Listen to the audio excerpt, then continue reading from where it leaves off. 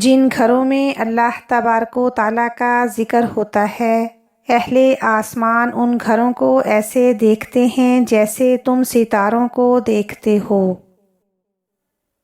اگر انسانی دل اللہ تعالیٰ کے رازوں سے غافل ہو جائے تو اسے دل نہیں کہا جا سکتا، وہ تو بس ایک مٹھی خاک ہے۔ اللہ تعالیٰ اور انسان کے درمیان ایک ہی حجاب ہے جس کا نام نفس ہے۔ اللہ تعالیٰ کی عطا کے لیے قابلیت ضروری نہیں، جب عطا ہوتی ہے تو قابلیت خود بخود پیدا ہو جاتی ہے۔ اگر آنکھ کی بینائی ختم ہو جائے تو انسان رات اور دن میں فرق نہیں کر سکتا، اسی طرح اگر انسان دل کا اندھا ہو جائے تو وہ حق اور باطل میں فرق نہیں کر سکتا۔ گھاس کا پتا پتا اس وحدہ لا شریک ذات کے ذکر میں محو ہے، اور ہر چیز قلب و قالب اور ہر بال اسی کے ذکر میں مشغول ہے۔ اس دنیا میں ظاہر اور باطن دونوں کا موجود ہونا لازمی ہے۔ اگر صرف باطن کو لیں تو یہ دنیا بیکار ہو جائے اور شریعت کا وجود نہ رہے۔ اگر محبت اور فکر باطنی معاملہ ہوتا تو نماز اور روزے کی کیا ضرورت تھی، لیکن اللہ سے محبت کے ظاہری اظہار کے لیے ان چیزوں کی ضرورت ہوتی ہے۔ اہل باطن بظاہر خلق کے ساتھ ملے جلے ہوتے ہیں، لیکن ان کا دل اللہ تعالیٰ کے ساتھ وابستہ ہوتا ہے۔ زبانی توبہ کرنا جھوٹوں کا کام ہے، اگر توبہ دل سے کی جائے تو دوبارہ توبہ کی ضرورت نہیں پڑتی۔ آہستہ بولنا، نیچی نگاہ رکھنا اور میانہ چال چلنا ایمان کی نشانیاں ہیں۔ افضل ایمان یہ ہے کہ تمہیں اس بات کا یقین ہو کہ تم جہاں بھی ہو اللہ تمہارے ساتھ ہے۔ خود کو اللہ تعالیٰ کی رضا کے سامنے ایسے ڈال دے جیسے سمندر میں تیرتا ہوا لکڑی کا بے جان تختہ۔ اگر تم خدا کو دیکھنا چاہتے ہو تو اس کا ایک طریقہ ہے کہ تم اپنے دل میں جھانک کر دیکھو، کیونکہ تمہارا دل ایک آئینہ ہے۔ اگر یہ بدی سے پاک ہو تو اس میں خدا بھی نظر آ سکتا ہے۔ اگر قرب الہی حاصل کرنا چاہتے ہو تو ایک ساتھ ادب اور خدمت کو اختیار کرو۔ جس بندے کا اللہ آسمان پہ ذکر کرتا ہے وہی بندہ دنیا میں اللہ کا ذکر کیا کرتا ہے۔ بندے کا ذکر کرنا اللہ کے ذکر کی بدولت ہوتا ہے۔ جب آپ کسی کو ذکر میں مصروف دیکھیں تو سمجھیں کہ اللہ اس کا ذکر فرما رہا ہے، یاد کی بدولت ہی یاد آتی ہے۔ بندہ جب قرآن کریم کی کسی سورت کی تلاوت کسی وجہ سے جاری نہیں رکھ سکتا اور پھر جب اسے تلاوت قرآن کی توفیق عطا کی جاتی ہے تو اس کا قلب ایسی فرحت محسوس کرتا ہے جیسے روزے دار کا جگر افطاری کے وقت ٹھنڈے شربت سے۔ جب انسان کے پاس کچھ نہیں بچتا اور کوئی ذریعہ نظر نہیں آتا تو ایک دعا ہی ہے جو تمہارا نصیب بدل سکتی ہے۔ اگر تجھے ذات مرشد کا عشق نصیب ہو جائے تو اسے اپنی خوش نصیبی سمجھ، کیونکہ یہ عشق حقیقی تک پہنچنے کا وسیلہ ہے۔ جسے دیکھو اسے اپنے سے بہتر سمجھو، اگرچہ تم اطاعت گزار ہو اور وہ گنہگار ہو سکتا ہے کہ یہ تمہاری آخری اطاعت ہو اور اس کا آخری گناہ۔ انسان اپنے قلب کے تابع ہوتا ہے، جیسا قلب ہو ویسی حرکات ہوتی ہیں۔ جب انسان معرفت الہی پا لیتا ہے تو گلہ کرنا چھوڑ دیتا ہے اور ذاتی خواہشات کے چنگل سے نکل آتا ہے۔ صبر اللہ تعالیٰ کی رحمت کو کھینچ لاتا ہے۔ برے لوگوں کی صحبت نیک لوگوں سے بدگمانی پیدا کرتی ہے۔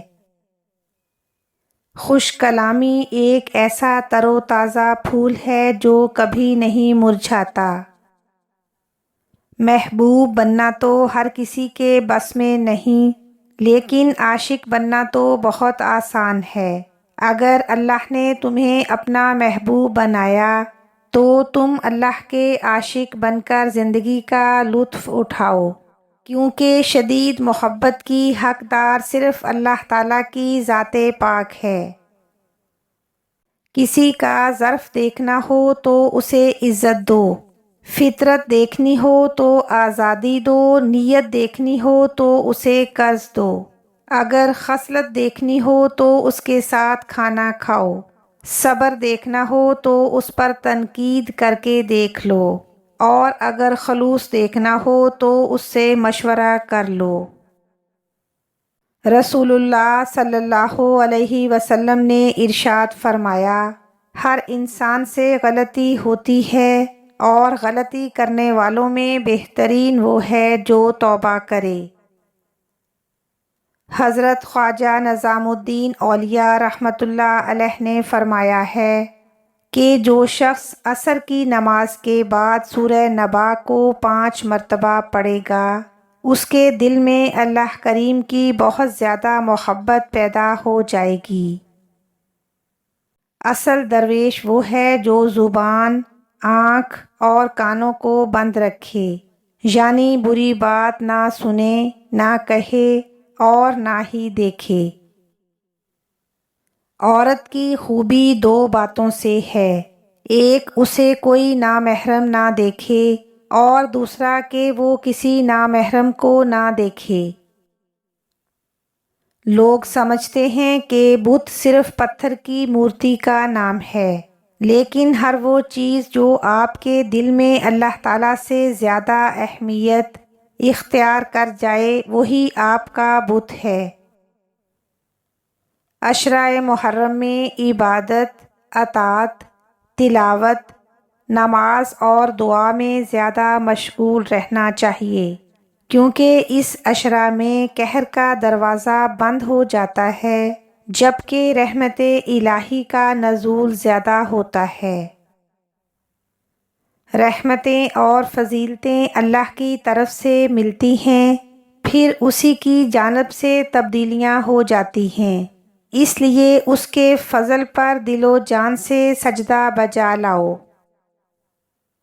ہر شخص کی روٹی مت کھاؤ، لیکن ہر شخص کو روٹی کھلاؤ۔ دشمن کو مہربانی اور احسان سے جیتو اور دوست کو نیک سلوک سے۔ اندازے اور قیاس پر بات نہ کرو، اس طرح انسان نفرت، غلط فہمی اور جھوٹ پھیلانے کا باعث بنتا ہے، اور اندازے اکثر غلط ہوتے ہیں۔ جب بھی تم پر کوئی مصیبت آن پڑے تو اسے اپنے گناہوں کی سزا جان کر اللہ تعالیٰ سے ڈرو اور اللہ سے رحم طلب کرو۔ وہی دل حکمت و دانش کا مخزن بن سکتا ہے جو دنیا کی محبت اور خواہشات سے خالی ہو۔ خودی کی تکمیل اس عبادت سے کرنی چاہیے جس میں ظاہر اور باطن دونوں سربا سجود ہوں۔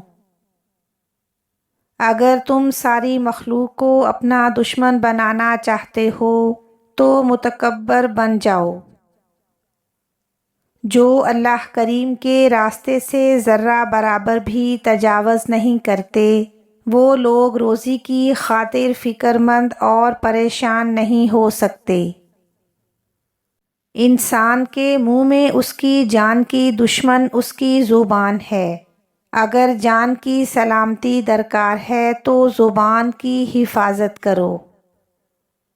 درود پاک سے مصیبتیں ٹلتی ہیں، بیماریوں سے شفا حاصل ہوتی ہے اور ڈر اور گھبراہٹ دور ہوتے ہیں۔